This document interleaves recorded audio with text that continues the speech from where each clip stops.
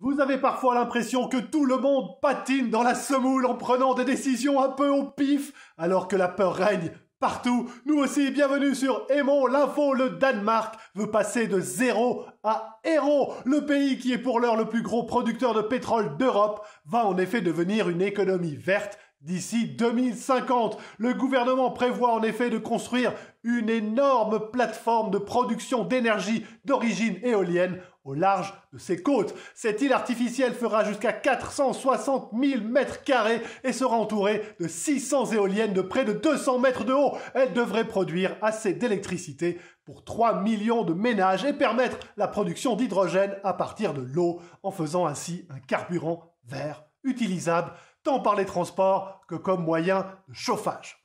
Tournant électrique également pour Porsche, le fabricant allemand de voitures de sport a annoncé que d'ici la fin de la décennie, plus de 80% de ses ventes seraient constituées de véhicules électriques. Pour ce faire, Porsche investira 15 milliards d'euros dans sa nouvelle production.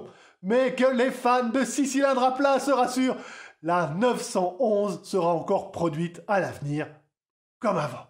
Enfin, le vaccin en poudre est pour demain. Oui, vous avez bien entendu.